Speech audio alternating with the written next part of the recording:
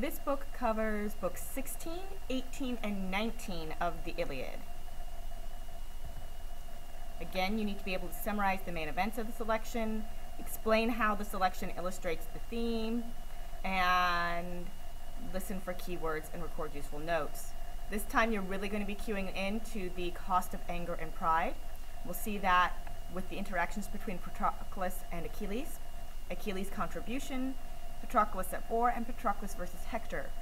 We will also introduce the theme of the enduring heart through Achilles' grief, and we will see the intervention of the gods. Patroclus comes to Achilles in tears. He begs him to let him use his armor and lead the Myrmidons against the Greeks. In his persuasion, he asks Achilles if he knows something about the god's will that keeps Achilles from fighting, which hints at Achilles being a coward because he knows about the prophecy of his own doom and is therefore not fighting, in part because he doesn't want to die. He tells Achilles that all the other Greek heroes are injured and that the Trojans are on the verge of winning.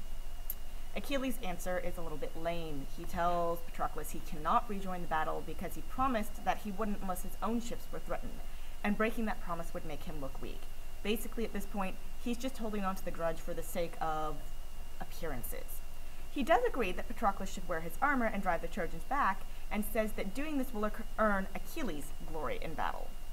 So Patroclus is going to go and do the hard work, but Achilles is going to get all the honor because everybody will think Patroclus is Achilles.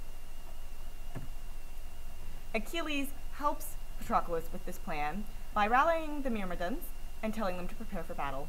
Then he goes and he prays to Zeus. He says Zeus should let Patroclus drive back the Trojans and then let Patroclus return safely. We know that from the text that Zeus chooses to answer one half of that prayer. Achilles goes back to Patroclus and gives Patroclus instructions. He says, drive the Trojans back from the ships, but do not pursue them to the city of Troy, and do not engage Hector. Patroclus gets out there. He fights like Achilles. He looks like he's fighting like a god, and in fact everybody mistakes him for Achilles. Between the armor and the skill, he drives the Trojans back in no time. He comes across Sarpedon, who is Zeus's son, and kills him. Zeus wants to save Sarpedon and smite Patroclus for this, but he's forbidden to interfere in Sarpedon's fate by the other gods. The question of whether or not what happens next with Patroclus is because he has angered Zeus by killing Sarpedon isn't addressed in the text, but that is up for inference. Patroclus gets caught up in the war glory, and instead of listening to Achilles and returning back to the camp, he pursues the Trojans back towards their city. Hector is a little reluctant today, and he gets chided both by Glaucus and Apollo for not going out and seeking the honor that a hero is expected to seek. And then he ends up facing Patroclus by chance. Okay. Patroclus has continued on triumphant on the battlefield until Apollo knocks him over, which causes Patroclus to lose his helmet. And another soldier injures him, and this puts him directly in sight of Hector. They battle, and Hector kills Patroclus almost immediately. With his dying With his dying breath, Patroclus predicts Hector's death at Achilles' hand.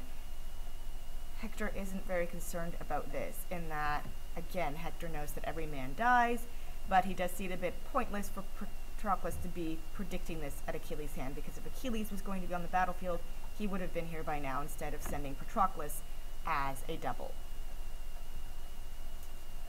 Achilles hears about Patroclus' death.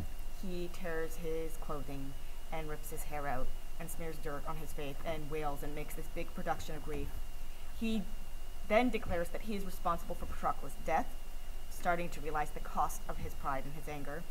But rather than reforming this, he immediately swears vengeance.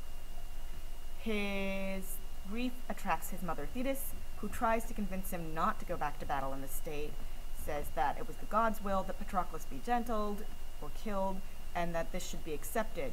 When she's not able to convince him to remain out of the war, she secures him new armor forged by Hephaestus himself.